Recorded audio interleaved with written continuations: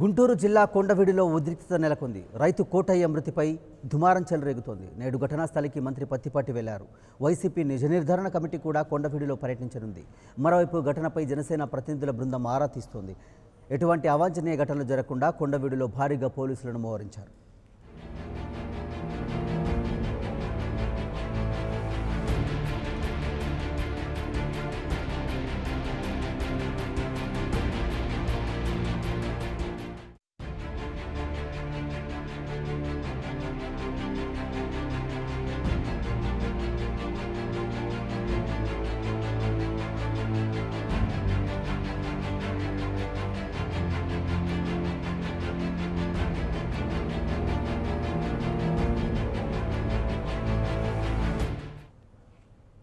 జనసేన అధినేత పవన్ కళ్యాణ్ ఆదేశాల మేరకు జనసేన నేతలు రావెల కిషోర్ బాబు, చిలకలూరిపేట నియోజకవర్గ ఇన్ఛార్జ్ బాలాజీ రైతు కోటయ్య కుటుంబ సభ్యులను పరామర్శించారు.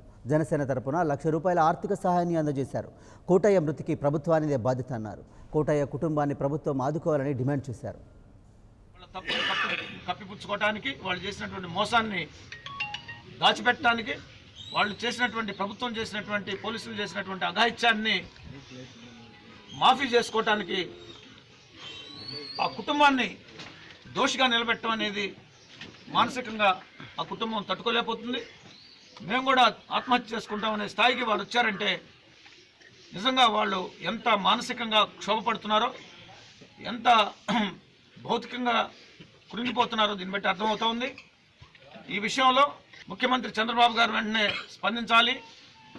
మంత్రి పుల్లారావు ఆయన వెంటనే తన నైతిక బాధ్యతను వేసుకుని రాజీనామా చేయాలా, వాళ్ళకి నష్టపరిహారం వెంటనే అందించాలి.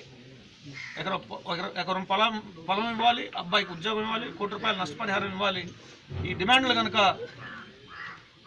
ప్రభుత్వం అంగీకరించకపోతే మేము ఇక్కడే ధర్నా కూర్చుంటాం. మా పార్టీ తరఫున, మా నాయకుడి తరఫున వాళ్ళకు న్యాయం జరిగేంత వరకు కూడా పోరాడుతామని చెప్పేసి ఈ సందర్భంగా నేను తెలియజేస్తున్నా. వాళ్ళ మీద ఒక అపవాదు వచ్చింది, లేనిపోని నింద వచ్చింది.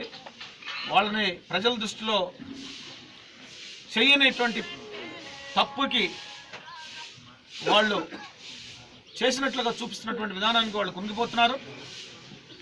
కుటుంబానికి అప్పులు లేనటువంటి మాట వాస్తవం.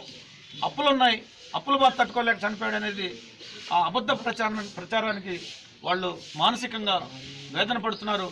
ఈ విషయంలో మేము వాళ్ళకి పూర్తిగా for more updates please subscribe 99 TV Telugu.